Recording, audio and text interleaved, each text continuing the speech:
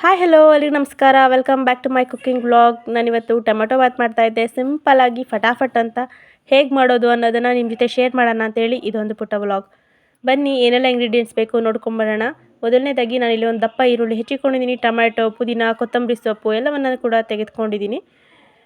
ನಂತರ ಸ್ವಲ್ಪ ಕುಕ್ಕರ್ಗೆ ಎಣ್ಣೆ ಹಾಕ್ಕೊಂಡು ಎಣ್ಣೆ ಕಾದ ನಂತರ ಚಕ್ಕೆ, ಲವಂಗ, ಕಲುವು ಇವು ಮೂರನ್ನು ನಾನು ಹಾಕಿದ್ದೀನಿ. ನೀವು ಬೇಕಾದರೆ ಬೇರೆ ಗರಂ ಮಸಾಲಾಸು ಬೇಕಾದರೆ ಹಾಕೋಬೋದು. ಮೊಗ್ಗು, ಕಲ್ಲುವು, ಸ್ಟಾರ್ ಹೂವು, ಜಾಪತ್ರೆ ಏನು ಬೇಕಾದರೂ ಹಾಕೋಬೋದು. ನಾನಿಲ್ಲಿ ಸಿಂಪಲಾಗಿ ಮಾಡ್ತಾ ಇರೋದ್ರಿಂದ ಚಕ್ಕೆ, ಲವಂಗ ಮತ್ತು ಕಲ್ಲು ಹೂವನ್ನ ಹಾಕ್ಕೊಂಡು ಚೆನ್ನಾಗಿ ಈರುಳ್ಳಿ ಹಾಕಿ ಫ್ರೈ ಮಾಡ್ಕೊತಾ ಇದ್ದೀನಿ. ಈರುಳ್ಳಿ ಫ್ರೈ ಆಗುವಾಗಲೇ ನಾನು ಇಲ್ಲಿ ಶುಂಠಿ ಬೆಳ್ಳುಳ್ಳಿ ಪೇಸ್ಟ್ ಹಾಕ್ಕೊತಾ ಇದ್ದೀನಿ.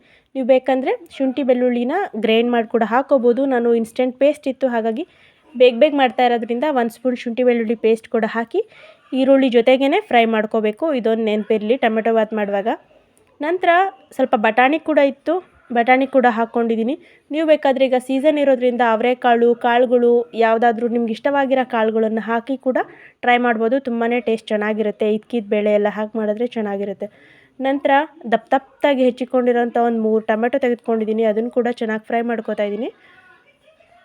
ಟೊಮೆಟೊ ಬಾತು ಒಬ್ಬೊಬ್ಬರು ಮಾಡೋದು ಒಂದೊಂದು ಟೇಸ್ಟ್ ಇರುತ್ತೆ. ಒಬ್ಬೊಬ್ಬರ ಸೀಕ್ರೆಟ್ ರೆಸಿಪಿ ಒಂದೊಂದು ಥರ ಇರುತ್ತೆ. ನಾನು ಮಾಡೋದು ಇದೇ ವಿಧಾನದಲ್ಲಿ. ನಂತರ ಟೊಮೆಟೊ ಒಂದು 50% ಬೆಂದಿದೆ ಅನ್ನುವಾಗ ನಾನಿಲ್ಲಿ ಒಂದು 2 ಸ್ಪೂನ್ ಆಗೋಷ್ಟು ಚಿಲ್ಲಿ ಪೌಡರ್, ಒಂದು ಅರ್ಧ ಸ್ಪೂನ್ ಆಗೋಷ್ಟು ಅರಿಶಿನ, 1 ಸ್ಪೂನ್ ಆಗೋಷ್ಟು ಧನಿಯಾ ಪುಡಿ ಇದಿಷ್ಟನ್ನು ತೆಗೆದುಕೊಂಡಿದ್ದೀನಿ. ನಾನಿಲ್ಲಿ 1 ಲೋಟ ಅಕ್ಕಿಗೆ ಒಂದು ಸ್ಪೂನ್ ಮೆಷರ್ಮೆಂಟಲ್ಲಿ ಹಾಕ್ಕೋತಾ ಇದ್ದೀನಿ. ನೀವು ಬೇಕಾದರೆ ಈ ಧನಿಯಾ ಪುಡಿ ಮತ್ತು ಚಿಲ್ಲಿ ಪೌಡರ್ ಮತ್ತು ಅರಿಶಿಣ ನಿಮ್ಮ ಟೇಸ್ಟ್ ಅನುಗುಣವಾಗಿ ಹಾಕೋಬೋದು. ನಂತರ ಹೆಚ್ಚಿಕೊಂಡಿರೋಂಥ ಪುದೀನ, ಕೊತ್ತಂಬರಿ ಸೊಪ್ಪು ಸ್ವಲ್ಪ ತಗೊಳ್ಳಿ, ಜಾಸ್ತಿ ತೆಗೆದುಕೊಳ್ಳೋಕೆ ಹೋಗಬೇಡಿ. ಅದನ್ನು ಕೂಡ ಹಾಕ್ಕೊಂಡು ಚೆನ್ನಾಗಿ ಫ್ರೈ ಮಾಡಬೇಕು. ಇದೊಂದೇ ಮೇಯ್ನು. ಟೊಮೆಟೊ ಬಾತ್ಗೆ ನಾವು ಎಷ್ಟು ಚೆನ್ನಾಗಿ ಸಣ್ಣ ಉರಿಯಲ್ಲಿ ಫ್ರೈ ಮಾಡ್ತೀವೋ ಟೊಮೆಟೊ ಬಾತ್ ಅಷ್ಟೇ ಟೇಸ್ಟ್ ಚೆನ್ನಾಗಿರುತ್ತೆ. ನಂತರ ಉಪ್ಪನ್ನು ಕೂಡ ಹಾಕ್ಕೊಂಡು 1:2 ಕ್ವಾಂಟಿಟಿಯಲ್ಲಿ ನೀರನ್ನು ಕೂಡ ತೆಗೆದುಕೊಂಡು ತೊಳೆದಿಕೊಂಡಿರೋಂಥ ಅಕ್ಕಿನ ಕೂಡ ಇದಕ್ಕೆ ಹಾಕಿ ಮಿಕ್ಸ್ ಮಾಡಿ ಲಿಡ್ ಕ್ಲೋಸ್ ಮಾಡಿ 1 ವಿಷಲ್ ಬರ್ಸಿದ್ರೆ ಟೊಮೆಟೊ ಬಾತ್ ಫಟಾಫಟ್ ಅಂತ ರೆಡಿಯಾಗುತ್ತೆ.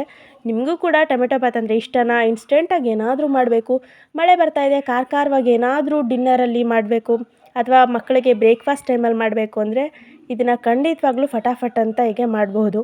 ನಾನು ಕೂಡ ಕೇವಲ ಒಂದು 10 ನಿಮಿಷದಲ್ಲಿ ಫಟಾಫಟ್ ಅಂತ ಟೊಮೆಟೊ ಬಾತ್ ಮಾಡಿದ್ದೀನಿ. ಹೇಗಿತ್ತು? ನಿಮಗೆಲ್ಲ ಇಷ್ಟ ಆಯಿತಾ ಈ ವಿಡಿಯೋ?